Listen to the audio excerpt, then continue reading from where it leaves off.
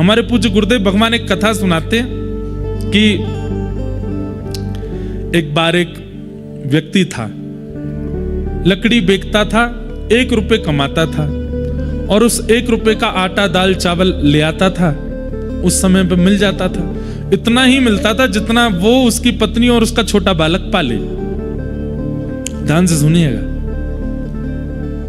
एक बार क्या हुआ, अब रोज लकड़ी बेचता, 1 रुपया कमाता और उससे सामग्री खरीद करके बनाता। एक दिन उस व्यक्ति के 5 मित्र घर आ गए। मित्र घर आए तो कुछ तो देना चाहिए। पहले तो खुश हुए, बाद में दुखी हो गया पूरा परिवार। पत्नी से जाकर के कहने लगा, देवी मेरे बचपन के सखा आए हैं। पत्नी बोली, अब क्या करें? बोले, इनको कुछ तो खिलाना पिलाना पड़ेगा, व्यवस्था करो। तो पत्नी बोली, घर में तो कुछ भी नहीं है, आप रोज 1 रुपया कमा के लाते हैं, उससे जो दाल आटा चावल लाते हैं उतना ही हम खाते हैं तीनों, वो पूरा हो जाता है। फिर अगले दिन प्रतीक्षा करते हैं, आप लकड़ी बेचोगे तब फिर आएगा। बोले, देवी ऐसे अच्छा तो नहीं लगता ना, मेरे मित्र बचपन के बहुत समय बाद आए हैं, कुछ तो करना चाहिए। बोले, काम कीजिए आप, आज जिन सेठ जी के आप लकड़ी बेचते हो 1 रुपया आज उनसे उधार मांग लो। 5 रुपए उधार लेकर के बाजार से सामान ले आओ और ला करके घर में हम बना के इनको पवा देंगे। छोटा बालक वहीं खड़ा खड़ा सुन रहा था। पति ने कहा, देवी और 5 रुपए का उधार मुझे कोई कैसे देगा, और फिर मैं चुकाऊंगा कैसे? कोई 5 दिन के लिए 5 रुपए का उधार, उस समय बहुत होते थे 5 रुपए, कैसे होगा? तो पत्नी ने धीमे से कहा, सुनो, तुम्हारे 5 सखा आए हैं। अब भाई इतनी तो हम इन लोगों में भी हृदय होगा कि जब चाय नाश्ता करके जाएंगे तो छोटे बालक को 1-1 रुपया भी देके जाएंगे तो 5 रुपए आ गए ना। और ज्यादा ही हृदय बड़ा होगा तो 5-5 रुपए के देके जाएंगे और अच्छा हो जाएगा। तो पति बोला, देवी तुम बड़ी बढ़िया हो, तुमने तो बड़ा दिमाग लगाया, मैं अभी जाता हूं सेठ जी के पास। सेठ जी 5 रुपया दे दो, उधार दे दो। बोले, मैं लौटा दूंगा आपको, आप कल ही लौटा दूंगा, आज रात तक ही लौटा दूंगा, दे दो। 5 रुपए दे दिए। सामग्री खरीद करके घर लाया, सुंदर सामग्री, सब चाय नाश्ता सब बना करके मेहमानों को, अपने मित्रों को पवाया। मित्रों ने चाय नाश्ता किया। चाय नाश्ता करने के बाद मित्र उठे, चले गए और ये लोग देखते रह गए। 1 रुपया भी बालक को नहीं दिया। मित्रों के जाते ही पति कहने लगा, देवी तुमने तो दिमाग लगाया लेकिन हुआ कुछ भी नहीं जैसा हमने सोचा, अब क्या करें? बोले, अब क्या, सेठ जी से जाके थोड़ी क्षमा याचना कर लेना। 5 दिन लकड़ियां, अब सोचिए घर में भोजन नहीं आएगा 5 दिन तक। 5 दिन जितनी लकड़ियों का जो भी आवेगा वो सब सेठ जी को दे देना। हम लोग 5 दिन का व्रत कर लेंगे और क्या है। इतने में ही वो मेहमान लौट करके आ गए। अरे अरे अरे भैया, भूल हो गई, क्या हो गया? क्या? अरे आपके लाला के लिए ना तो मिठाई लाए ना कुछ लेके आए, इसको कुछ दे तो जाएं। पति पत्नी एक दूसरे को देख के प्रसन्न हो गए, बोले कि काम चल गया। बच्चा इधर आओ। बच्चा गया, अब वो उसको देवें। बच्चा कहे, नहीं मुझे नहीं चाहिए, अंकल जी मुझे नहीं चाहिए आप ले जाओ, मुझे नहीं चाहिए। वो तो बालक स्वभाव। माँ के, बेटा ऐसे नहीं करते बोल रहे ले लो। नहीं माँ मुझे नहीं चाहिए। वो माँ जाके इसको समझाओ, इसको बताओ जाके।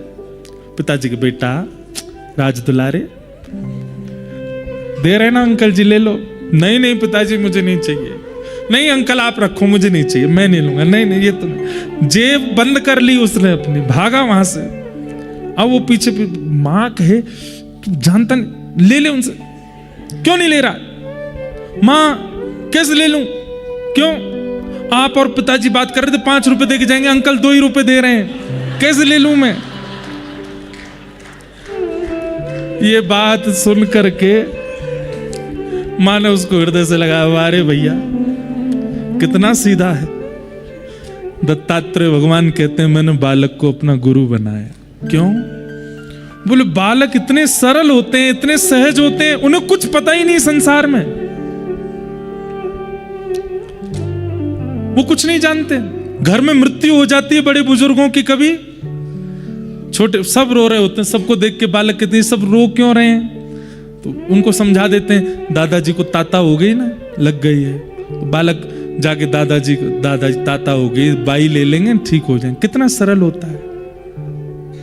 हम लोग इतने सरल नहीं, इतने सहज नहीं। आप आज का संसार इसको गलत समझता है। आज का संसार सोचता है जितने स्मार्ट रहोगे, जितने चतुर बनोगे, जितने चालाक रहोगे, जितनी नॉलेज आपको, जितना संसार के बारे में पता है आपको, उतने बढ़िया आप।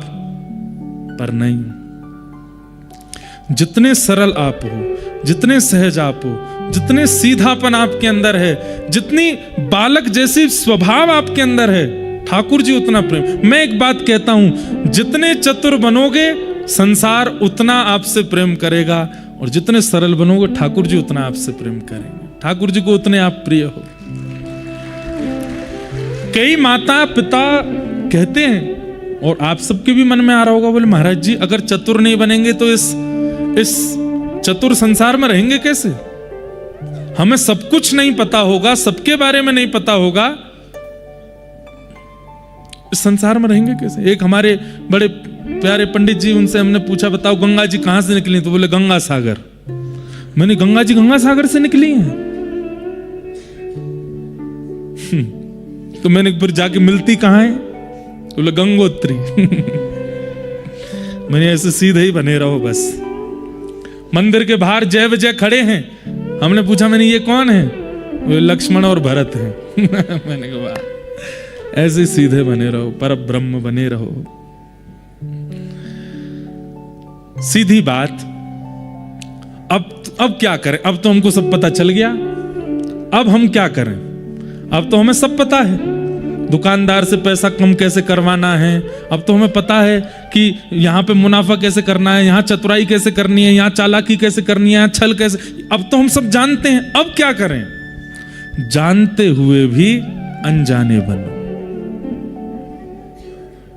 अब जानते हुए भी थोड़े अनजान रहो।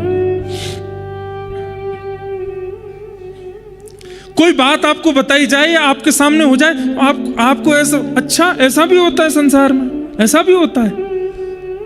ऐसे स्वभाव वाले ठाकुर जी को बहुत प्रिय है, तो बहुत सरल हैं, बहुत सहज है। और एक बात इसका यह भी है कि भाई जो बहुत चतुर है ना, वो अपनी रक्षा सुरक्षा स्वयं कर सकते हैं। ठाकुर जी कहते हैं बहुत चतुर है, बहुत दिमाग वाला है, भाई खुद निकल लेगा बच लेगा। लेकिन जो बहुत सीधे होते हैं ना, लक्ष्मी जी से ठाकुर जी कहते हैं बहुत सरल है, ये फंस जाएगा, यहाँ पे इसको दिक्कत हो जाएगी, कुछ हो ना जाए, इसकी रक्षा तो मुझे करनी पड़ेगी, इसके लिए तो मैं ही जाऊंगा, मैं ही बचाऊंगा। दत्तात्रेय कहते हैं मैंने अपना गुरु बनाया बालक को, और बालक से मैंने सीखा जितनी छोटी अवस्था उतनी सहजता, उतनी सरलता, उतनी निर्मलता। शुद्धोषि मुक्तोषि निरंजनोषि संसार मायाम परिवर्जितोषि। बालक कैसा होता है? वो सीधा नहीं है, वो निर्मल है, पानी की तरह। उसमें कोई मल नहीं है, उसमें कोई छल नहीं है, उसमें कोई दिखावा नहीं है, अत्यंत सहज है, सरल है। और ये ठाकुर जी को बहुत प्रिय है, इसलिए दत्तात्रेय कहते हैं मैंने बालक को गुरु बनाया, बालक को गुरु। एक भजन में बचपन में गाया करता था, कथा में, बचपन में क्या 10 साल ही तो हुए हमको कथा करते, पहले गाता था, नन्हा सा फूल हूं मैं, चरणों की धूल हूं मैं, नन्हा सा फूल हूं मैं, चरणों की धूल हूं मैं, आया हूं मैं तो तेरे द्वार, हरि जी मेरी पूजा करो स्वीकार, हरि जी मेरी पूजा करो स्वीकार। गाइए हम भी यही भाव कहें, नन्हा सा फूल हूं मैं, चरणों की धूल हूं मैं, नन्हा सा फूल हूं मैं, चरणों की धूल हूं मैं, आया हूं मैं तो तेरे द्वार, हरि जी मेरी पूजा करो स्वीकार।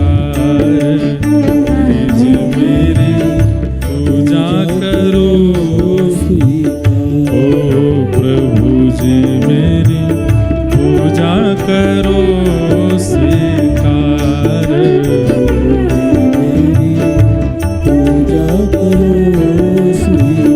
नन्हा सा फूल हूँ मैं, चरणों के धूल हूँ मैं, नन्हा सा फूल हूँ मैं, चरणों की धूल। ओ आया हूँ मैं तो तेरे द्वार, हरि जी मेरी पूजा करो स्वीकार। पूजा करो स्वीकार। ओ सुन लो हमारी अर्जी, मुझको कुछ ज्ञान दो। मुझको कुछ ज्ञान दो। हाँ सुन लो हमारी अर्जी, मुझको कुछ ज्ञान दो। हमारी अर्जी, मुझको कुछ ज्ञान दो। ओ जीवन को जीना सीखूं, ऐसा वरदान दो। जीवन को जीना सीखो, ऐसा वरदान दो। हाँ जीवन को जीना सीखूं, ऐसा वरदान दो। जीवन को जीना सीखो, ऐसा वरदान दो। सूरज सी शान पाऊं, चंदा सा मान पाऊं। सूरज सी शान पाऊं, चंदा सा। ओ इतना सा दे दो वरदान, प्रभु जी मेरी पूजा करो स्वीकार। पूजा करो स्वीकार। हाँ प्रभु जी मेरी पूजा करो स्वीकार। गाओ। नन्हा सा फूल हूँ मैं, चरणों के धूल हूँ मैं, नन्हा सा फूल हूँ मैं तो आया हूँ मैं तो तेरे द्वार, मुझे मेरी पूजा करो स्वीकार। मुझे मेरी पूजा करो स्वीकार। प्रभु जी मेरी पूजा करो स्वीकार। प्रभु जी मेरी पूजा करो हाँ प्रभु जी मेरी पूजा करो स्वीकार। पूजा करो ओ प्रभु जी मेरी पूजा करो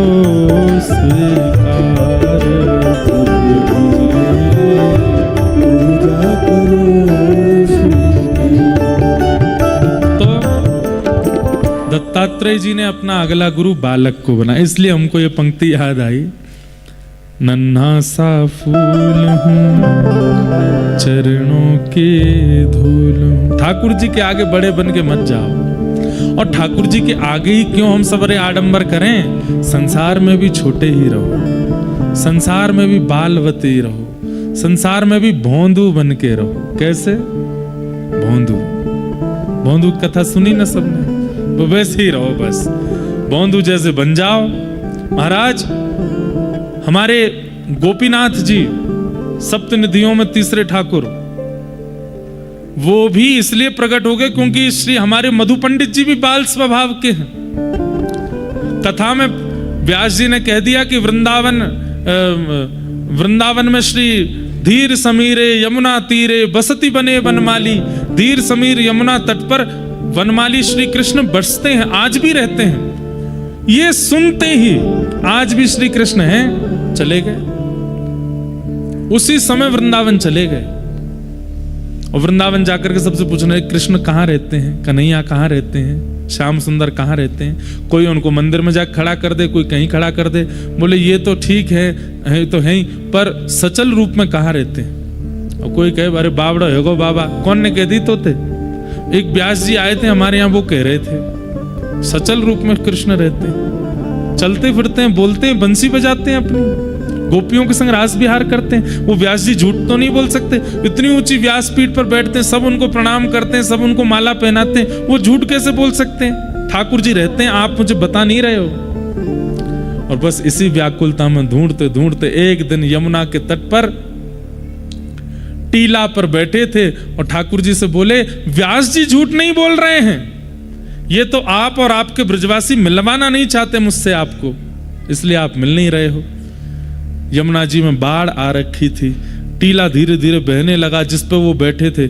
जैसे ही आप टीले के साथ बहने लगे, इतने में ही मधुर आवाज आई, अरे मधु पंडित, अरे मधु पंडित ने इतकू देख, मैं यहीं तो थाड़ा हूं। और इतने में ही आहा,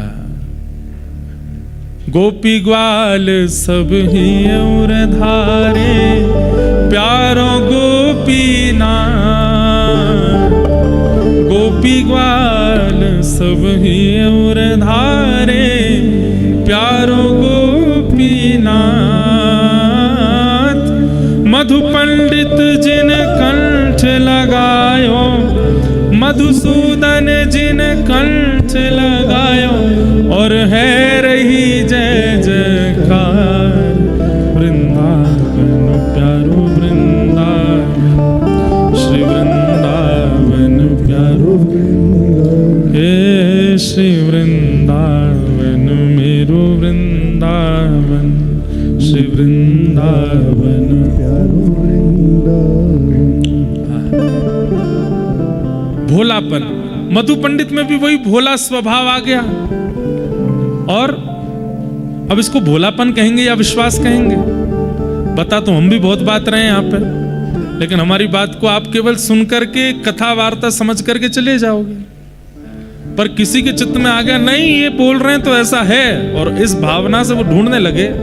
अब मेरे बताने के बाद ढूंढने से नहीं मिलेंगे, ये तो अपने आप ही अंदर प्रकट हो जाती बात कि नहीं इन्होंने कह दिया तो मतलब सत्य है, पत्थर की लकीर है। तो महाराज वो अगर बात सत्य नहीं भी होगी तो आपके विश्वास और आपके स्वभाव और आपके भोंदूपने के कारण वो सत्य हो जाएगी। बालक, मैंने अपना गुरु बालक को बनाया। बालक के बाद मैंने